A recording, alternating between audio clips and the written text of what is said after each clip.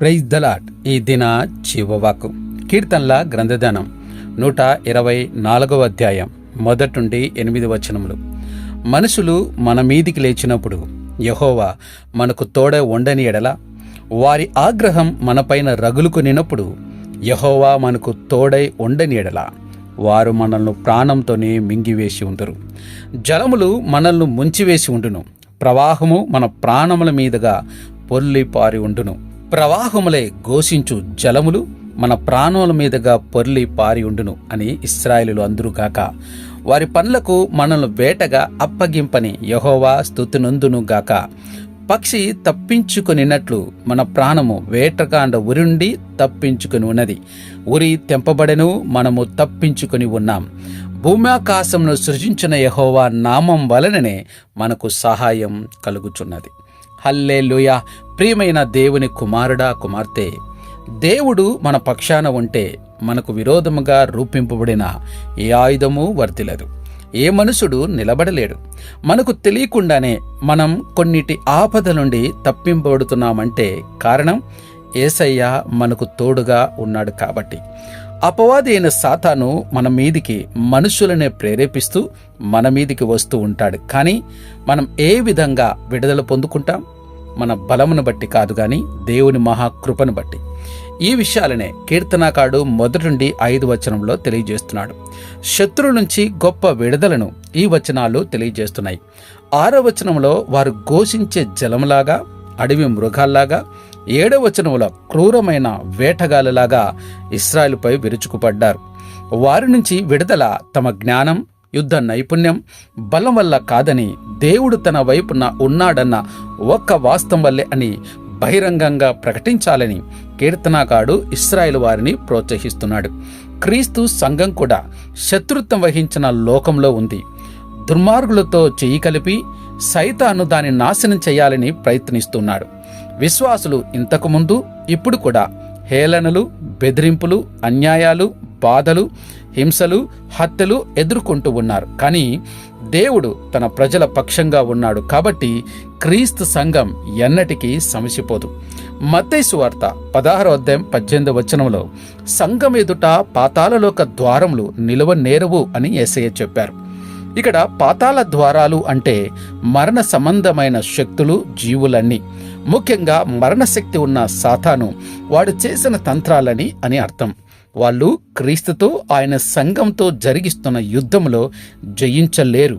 అలాగే అపోస్తుడైన పౌలు రోమిలికి రాసిన పత్రిక 8వ అధ్యాయం 31వ వచనంలో దేవుడే గనక మన పక్షాన ఉంటే మనకు విరోధి ఎవరు అని రాసి ఉంది. దేవుడు తన ప్రజలకు చేస్తాననుకునే వాటిని, చేసే వాటిని గురించి మన మాటలన్నీ నమ్మకం, స్తుతి, గొప్ప నిశ్చయతతో కూడినవై ఉండాలి. వాటిల్లో ఏ ఒక్కటైనా నిజమా కాదా అన్న సందేహాన్ని మన మాటలేవి బయట పెట్టకూడదు. దేవుడు ఆయనను నమ్ముతున్న మన పక్షాన ఉన్నాడు, మనతో, మనలో ఉన్నాడు. లోపల గాని బయట గాని ఉండే ఏ శత్రువైనా మన కోసం దేవునికున్న ఉద్దేశాలను ఓడించలేడు. 6-7 వచనాలను గమనిస్తే అక్కడ మనుషుల ఆత్మలను వేటాడే దుష్ట వేటగాడు నుంచి విడిపించినందుకు కీర్తనకారుడు దేవునికి స్తుతులు చెల్లిస్తున్నాడు. వేటగాడు పట్టుకుందామని చూస్తున్న పక్షిలాంటి వాడు విశ్వాసి. అతని కాళ్లకు బంధాలు వేయాలని సైతాను వల్ల పన్నుతూ ఉంటాడు. 8వ వచనం గమనిస్తే యెహోవా నామం వలనే సహాయం కలుగుతుంది అని అంటున్నాడు. విశ్వాన్ని చేసిన అమిత శక్తివంతుడైన దేవుడు మనకు సహాయంగా ఉంటే వేరే సహాయం మనకెందుకు అవసరం? హృదయంలో మనం అవలంబించవలసిన ఏకైక తీరు ఇదే. కల్లోలంతో, తిరుగుబాటుతో, వినాశనంతో నిండి ఉన్న ప్రపంచంలో మానసిక శాంతి దొరికే ఏకైక మార్గం దేవుణ్ణి ఆశ్రయించటమే. సైన్యాలు, కోటలు, ప్రాకారాలు, మానవ బలం, ఎత్తుగడలు కాదు, గాని దేవుడే తన ప్రజలకు ఆశ్రయం, బలం, సహాయం. యోహాను సువార్త 14వ అధ్యాయం 13వ వచనంలో మీరు నా నామమున దేని అడుగుదురో తండ్రి కుమారుని మహింపరచుటకై దానిని చేతును అని ప్రభు చెప్పారు. కాబట్టి మన ప్రతి అవసరం కొరకు ప్రభువైన యేసుక్రీస్తు నామములో తండ్రి అయిన దేవునికి విశ్వాసంతో ప్రార్థిద్దాం. దేవుడి కొద్ది వాక్యమును దీవించునుగాక. ప్రార్థన చేసుకుందాం. మా ప్రియ పరలోకపు తండ్రి, ఇంతవరకు ప్రభా నీ వాక్యం ద్వారా మాతో మాట్లాడిన ప్రతి మాటను బట్టి నేనెంతగానో స్తుతిస్తున్నాం, ఘనపరుస్తున్నాం. అవును ప్రభా తండ్రి, మాటలకు అందని ప్రేమనిది. అయ్యా, మా యొక్క ప్రతి అవసరతను ప్రభా నువ్వు చూస్తున్నావు, తగిన కాలంలో ప్రతి అవసరతను తీర్చుతున్నావు తండ్రి, నీకు స్తోత్రాలు. అయ్యా, తల్లి అయినా తండ్రి అయినా మా అవసరాల గురించి పట్టించుకుంటుందో లేదో తెలియదు, కానీ నీవైతే మాత్రం అనుక్షణం మా గురించి పట్టించుకుంటున్నావు. మాకేది అవసరమో దానిని సకాలమునకు తీసుకొని వస్తున్నవాడవు నీవే. అంతేకాదు నాయనా, మాకు విరోధముగా ఏ ఆయుధము వర్ధిల్లినా, ఏ మనుషులు మా మీదికి వచ్చినా నువ్వు మౌనంగా ఉండటం లేదు. మనుషులు మా మీదికి లేచినప్పుడు అయ్యా నువ్వు తోడే ఉన్నావు కాబట్టి తండ్రి, వారి ఆగ్రహం మాపై రగులుకుంటున్నప్పుడు నువ్వు తోడే ఉన్నావు కాబట్టి తండ్రి, వారు మమ్మల్ని ఏమీ చేయలేకపోతున్నారు. లేకపోతే తండ్రినైనా ఈ పాటికి మా ప్రాణం ఏమైపోయేదో. తండ్రి, నీకు వందనాలు, స్తోత్రములు తండ్రి.